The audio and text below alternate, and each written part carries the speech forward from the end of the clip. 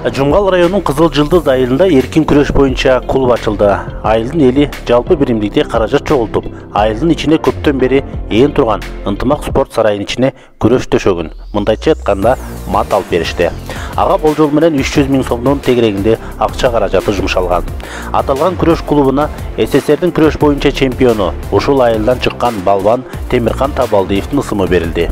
Айылда бул күнү майрам, анткени күрөш клубунун ачылыш адеми белгиленип, ага райондун аттуу баштуу инсандары, райондук бийликтин өкүлдөрү, айыл тургундары катышты.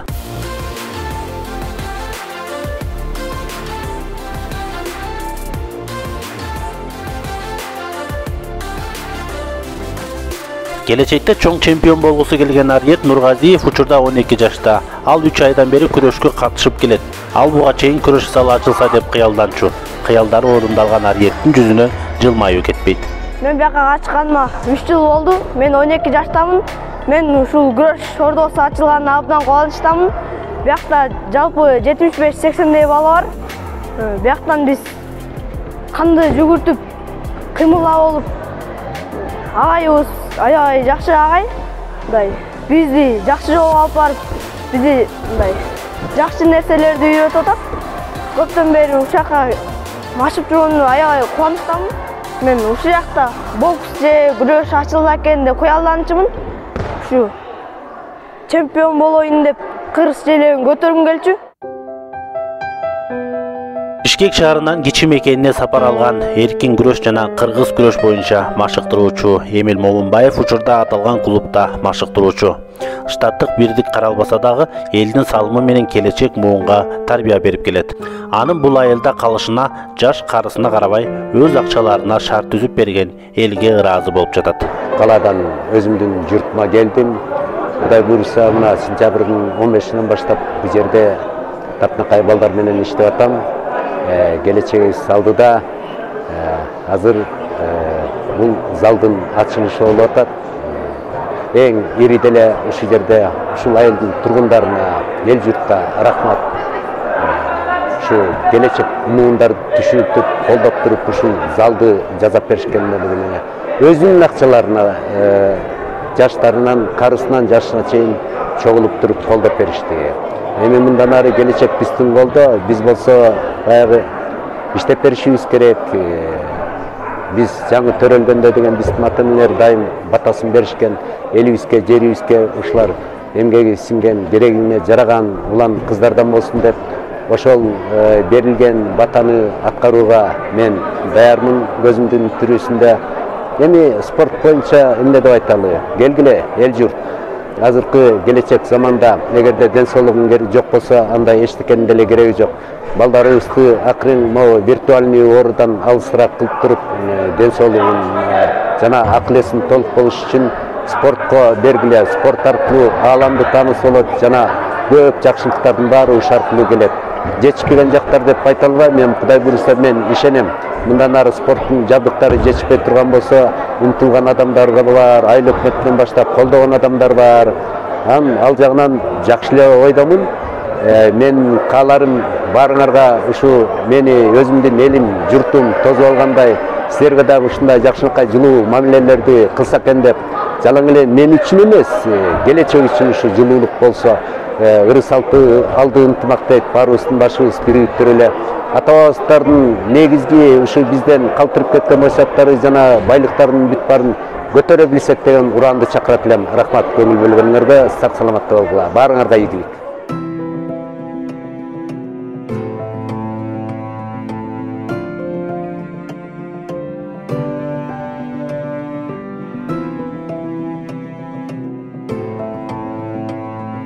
Күрөш бул илгертен ата-бабалардан келе жаткан балбандык өнөр. Күрөш клубуна ысымы берилген Темиркан Табалдиев 1942 жылы Кызыл-Жылдыз айылында туулган.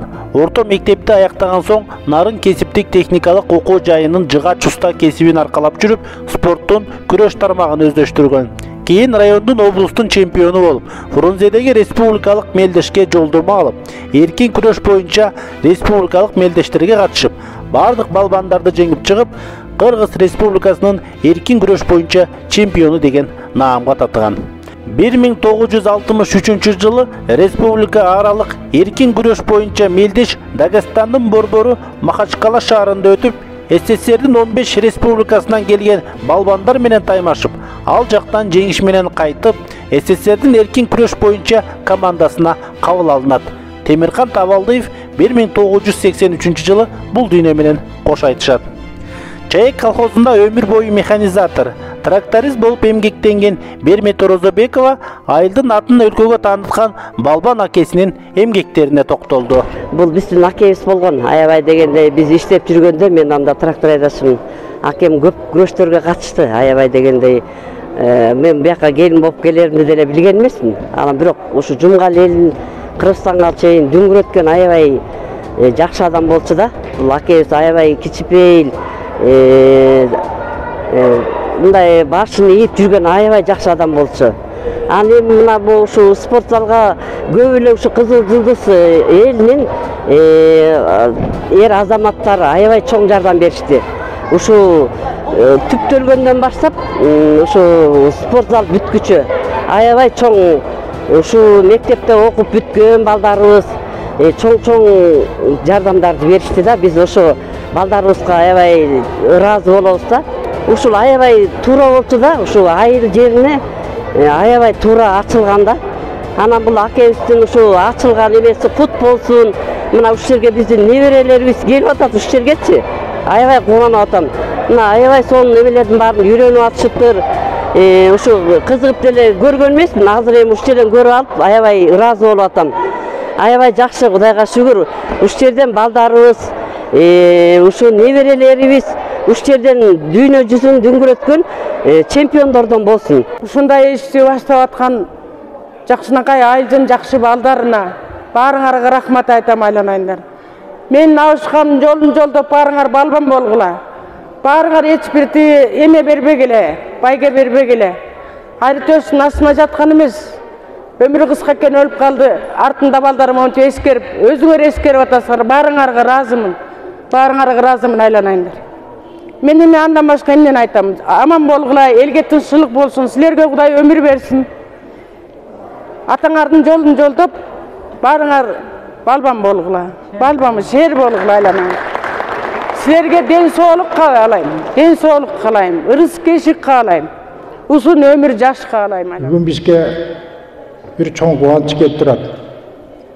Ушу Темиркан балбаныбыздын үй бүлөсү, бала бакырасы ушу Темирканды эскерип, бүгүнкү күнү болгондой спорт залын ачып, ошонун нагамын берип, ушул эл үчүн элдин намысын алып берген Темиркан агабыз бир чети менин тең күчтө болуп калган агабызына тең өсүп чоңойгонбуз. Мен ошого үчүн ушул Темиркандын балдарына, үй бүлөсүнө, ушул айыл өкмөтүнүн башчыларына, айылдык кеңештерге, баарына, ушул спонсор болгон балдарга чоң рахматымды айтатам. Өмүрлүү болгула.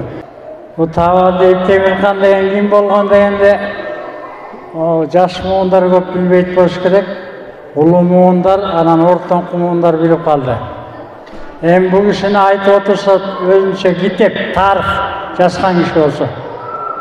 Бул киши Жумгалдын чемпиону болгон. Жумгалда Нарын облусу, илгери Тянь-Шань облусудечи. Тянь-Шань облусунун чемпиону болгон. Кыргызстанга аттын качкасындай таанымал балбан жигит болгон да. Анан ал заман башка заман болуп өтүп кетти. Азыркы заман болгондо бул кишинин атагы башка жака чейин кетмек. Эмнени айткым келет? Биз Табалдиев Темиркан менен сыймыктанышыбыз керек да. Биздин айылдан мындай спортсмен, мындай балбан адам чыга элек, азыр келечекте чыгышы мүмкүн да. Анан могуреки иш-чараны жасап, балдарына рахмат, айыл өкмөтүнө, ушу Кызыл Сайдын жаштарына рахмат. Атайын ушу Темирканды эстеп, ушу кишини арбагына кичине таазим кылып, ушул жөрөлгөнү жасап атканыңарга мен аябай ыраазымын. Жалпы эле Кызылстын тургундары ыраазы болот болуш керек. Келечекте дагы ушундай көп мелдеште биздин балдар утуп чыгып, анан биздин дагы ушундай сыйга алган күнлөрүбүз көп болсун. Рахмат.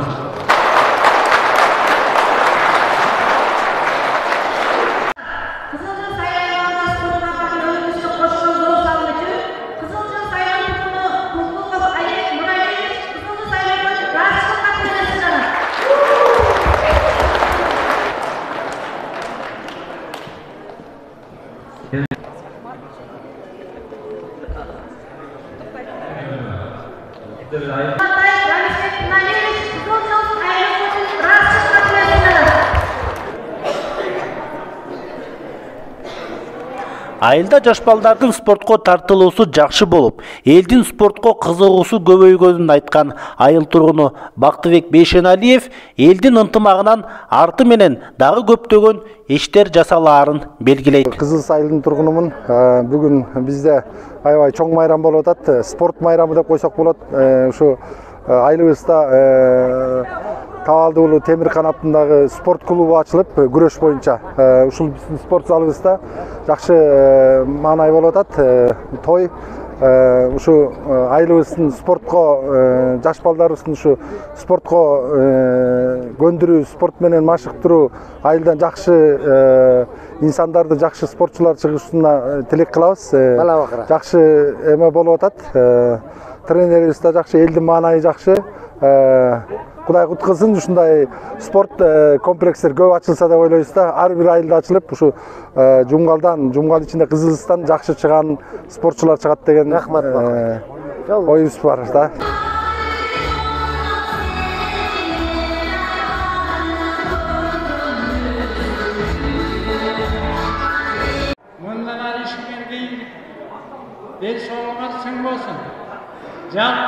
Ал эми жергиликтүү бийлик аталган спорт сарайдын жылуулук тармагын, балдар чечинип которунуучу жана жуунуучу бөлмөлөрүн даярдап, балдарга шарт түзүп берген. Учурда ачылган күрөш клубунун штаттык бирдик маселесин чечүү жолун караштырып жатканын айткан айыл башчы буларга токтолду. Бүгүн өзүңүздөр көргөндөй Кызыл айылында күрөш, эркин күрөш спорт клубу ачылып аз эми болуп өттү.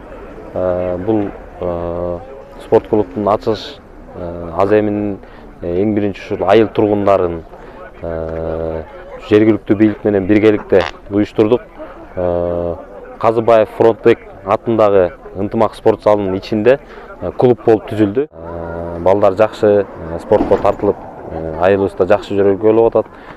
Бул ушу клубтун ачылышына ушул жалпы айылдын тургундары, байкелер, жергиликтүү бийлик менен биргеликте азыр иштеп жатат. Эми бул алдыда көптөгөн маселе бар, көптөгөн иштер бар. Бул иштин башталышы гана болуп жатат спорт тармагында. Бул азыр эми штат маселеси дагы бар. Бул биз дагы чечип, азыркы учурда мындай чечүү жолдорун издешип жатабыз. Мындан ары дагы көптөгөн иштер алдыда. Кудай буйрса ушул айылдын ынтымагын дагы бир сыйра элдер көрсөтүп, Кызыл айылдын тургундары мындан дагы колдойт деген ишеничтебиз. Биз дагы ошо бийлик тарабынан кандай жардам керек болсо, кандай иш-аракеттер болсо, толук мүмкүнчүлүктү пайдаланып аракет кылганга даярбыз. Дүйнөгө далысы тийбеген кожоңкол атабыз турат. Бир балбан чыккан эмес дүйнөдө. Биздин атабыз кылып кеткенди азыркылар да кыла албай атат. Кыла да албайт. Ал эми ошол балбанга, кожоңкул балбанга туруштук бере алган Абдырахман атабыз болгон. Ушул Абдырахман балбандын кызы арабызда отурат. Мынакей Зинакан апабыз ушул балбандын кызы. Демек биз бул жашоодо жашап атып, балбандын тукумунун колунан чай ичип, бир сындырым нанын жеп жүргөнбүз. Ошон үчүн дагы жерди дүркүрөтүп кол чаап коюңуздар. Ушул клуб ачылып атканда кандай гана аракет кылдыңыздар? Ушул жерде айылдын тургундары эле кылып койдуңуздар го. Демек бизде айтылбаган, түбөлүктүү болгон ынтымак деген фондубуз бар экен. Демек ал ынтымак деген фонд силер экенсиңер, биз экенбиз. Силердин ынтымагыңар менен ушул болуп калды. Бул кеп материал эмес. Бул эртең жыртылат. кеп тетиги балдарды топтошто. Тетиги балдарды топтошто турат. Мына ошон үчүн баарыңыздарга башымды ийип таазим кылам. Сиздерге рахмат. Мурдагы Мурат Саралинов деген улуттук олимпиада комитетинин төрагасы болгон президенти. Ошол тууралуу китепти алып келдим. Ушуну менен агай, мен сизге тапшырып койсом, Эмил агай. Ушул китепти тапшыруу менен, урматтуу туугандар, биздин спортчу балдарга китепканасын түзүп берсек.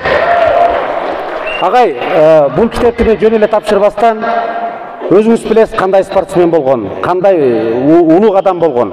Ушул сиздин башкарып аткан спорт залдын ичинде Фронтбек атындагы Темиркан атабыздын атындагы клубтун өзүнчө бир спорт адамдар тууралуу китепканасын, китеп бурчун жок дегенде ачып коюуга салым кошуп берсеңиз. Рахмат. Клубтун ачылышынан соң катышып жаткан балдар арасында күрөш, кол күрөш, жеңил атлетикадан мелдештер өткөрүлүп, алардын жеңүүчүлөрүнө сыйлыктар, баалуу белектер тапшырылды. Мирбек Асанали, Жумгал району.